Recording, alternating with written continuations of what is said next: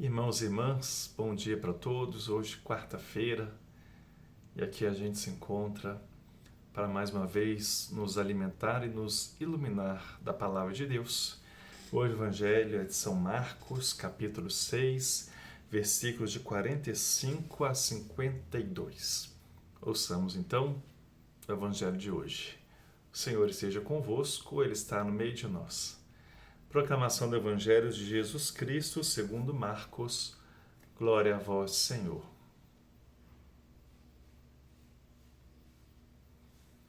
Logo em seguida, Jesus mandou que os discípulos entrassem no barco e fossem na frente para Betsaida, na outra margem, enquanto ele mesmo despediria a multidão.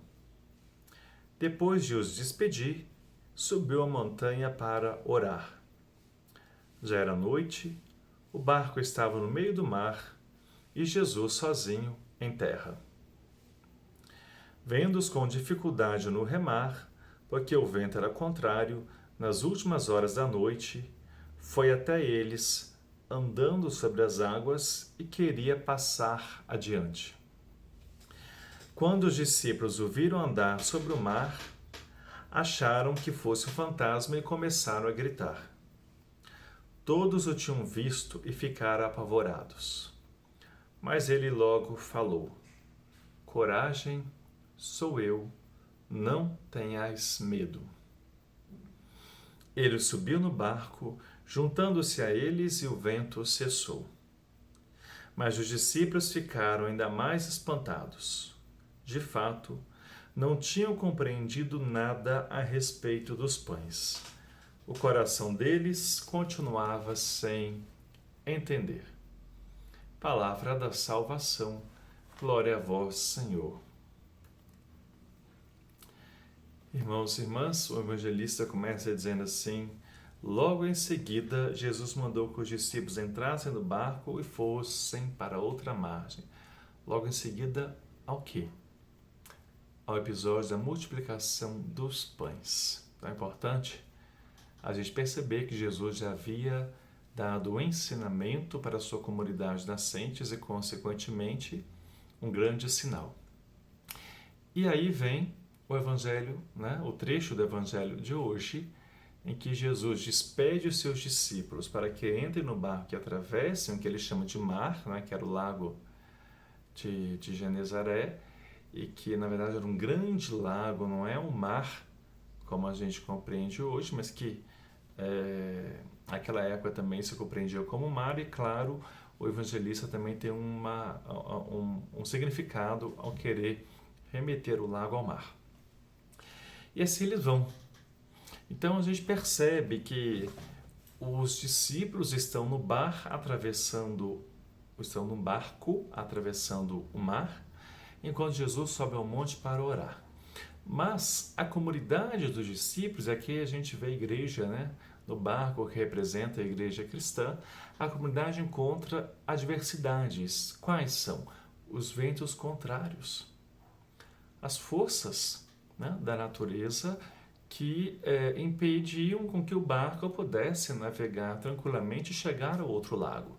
Tanto que os discípulos ficaram quase que a noite inteira tentando navegar e não conseguiram, até que Jesus do alto do monte viu e Jesus vai até eles. Então, no primeiro momento, quando o evangelista Marcos coloca o lago como o mar, ele está apresentando uma mentalidade própria daquela época, que o mar era o lugar da habitação dos demônios, e as forças contrárias, as tempestades que aconteciam no mar, os ventos contrários, representavam exatamente essas forças contrárias ao projeto de Deus. Se o projeto de Deus está nos discípulos, na sua igreja, representada pelo barco, que recebeu uma missão de Jesus de ir e encontra obstáculos àquilo, então o evangelista está querendo mostrar o quê? Que os discípulos estão encontrando forças contrárias à missão de Jesus, forças contrárias ao reino de Deus, que na mentalidade da época eram, conforme eles compreendiam, as forças do poder do mal que queria impedir com que o projeto de Deus, representado por Jesus e os discípulos, acontecesse. Então, é essa luta que está acontecendo, a qual, e ainda no contexto da escuridão, representando as trevas, então a gente percebe que a Igreja de Jesus, a comunidade dos discípulos de Jesus, está passando por grandes dificuldades para realizar a missão do mesmo Cristo. E aqui a gente pode ver a nossa igreja, em qualquer período da história, que sempre encontra forças contrárias, inúmeras resistências, inúmeros obstáculos para com que a missão de Jesus possa acontecer. Então, o evangelista está querendo também mostrar isso, que a Igreja de Jesus, ao longo da história, sempre vai estar passando por dificuldades, mas isso não deve ser motivo para desanimar. Por quê? E aí aparece Jesus. Jesus, ao olhar as dificuldades que os discípulos estavam tendo, o que ele faz? Coloca-se a caminho. Caminha sobre o mar e vai até os discípulos. E os discípulos, achando que era um fantasma, começam a gritar aterrorizados. Então aqui a gente percebe que o sofrimento humano, as dificuldades da igreja estavam realmente muito difíceis. Mas Jesus, percebendo, diz: coragem, sou eu, não tenhas medo. A voz de Deus que ressoa em Jesus para a sua igreja nas adversidades. Só isso, irmãos e irmãs, já é motivo para a gente poder se alegrar e continuar confiando em Deus, por saber que não tem problema nenhum que vai impedir com que a missão da igreja aconteça. E a fala de Jesus, primeiro, coragem, ou seja, que a gente não se deixe abater pelo medo por causa das dificuldades. Sou eu. É a frase de Jesus que remete ao agir de Deus, lembrando principalmente lá no Êxodo, quando Deus se manifesta a Moisés para que vá libertar o povo da escravidão no Egito. Eu sou aquele que sou. É assim que Deus se revela a Moisés. E com Jesus se revela agora para os discípulos como sou eu, ou eu sou. Era uma frase muito conhecida pelo povo judeu, que eu conhecia bastante as Sagradas Escrituras. É o mesmo Deus que se dirige agora aos discípulos em Jesus.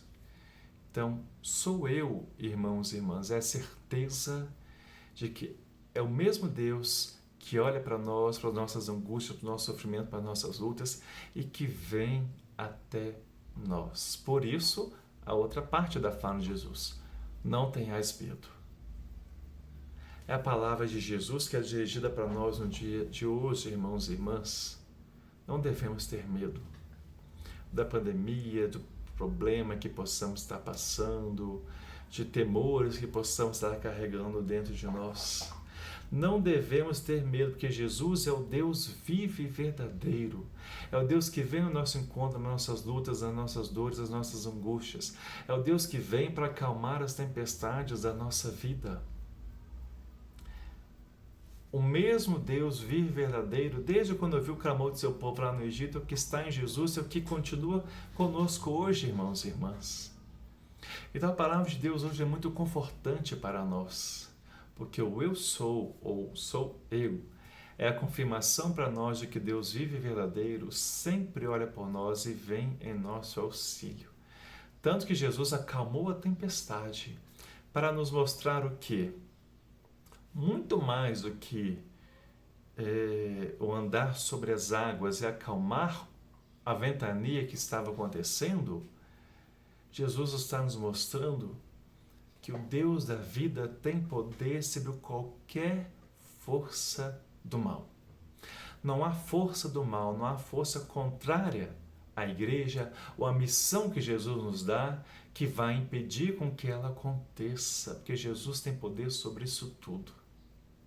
Então, a palavra de Deus não se resume ao acalmar uma tempestade física. Não, é importante compreender a mentalidade que os judeus tinham.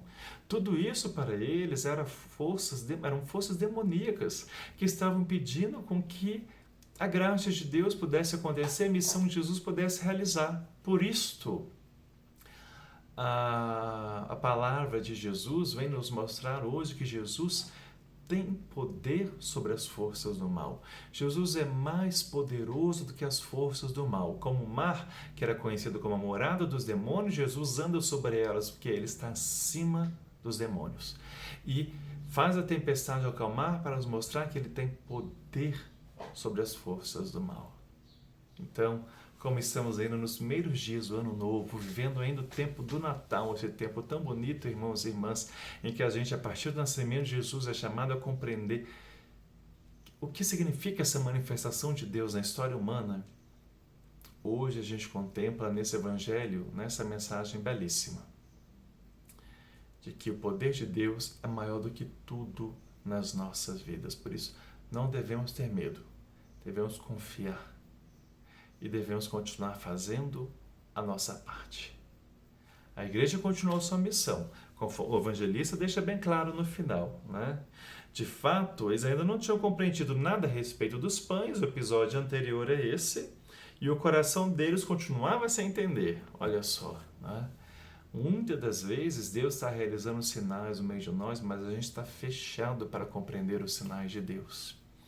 Não sejamos assim. Que a nossa fé nos ilumine e possa nos fazer enxergar tudo o que Jesus faz por nós. E o que o evangelista está querendo deixar bem claro no seu texto.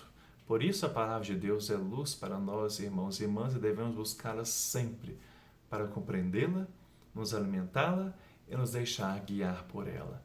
Que seja assim no início deste ano novo. Pai nosso que estais no céu, santificado seja o vosso nome. Venha a nós o vosso reino, seja feita a vossa vontade, assim na terra como no céu. O pão nosso de cada dia nos dai hoje, perdoai-nos as nossas ofensas, assim como nós perdoamos a quem nos tem ofendido, e não nos deixeis cair em tentação, mas livrai-nos do mal.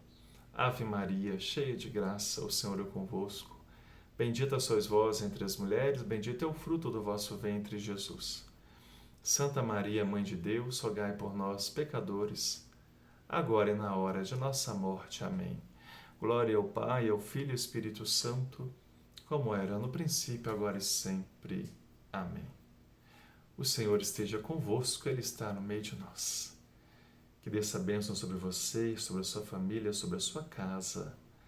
A bênção, especialmente da fé, da confiança em Deus, em nome do Pai, do Filho e do Espírito Santo. Amém. Um grande abraço, uma boa quarta-feira para você. Continuamos a ter uma boa semana da vivência do tempo do Natal, que estamos na última semana. E não se esqueça, curta a nossa página, assista esse vídeo e compartilhe esse vídeo para outras pessoas. E se inscreva no nosso canal. Um abraço fraterno para todos.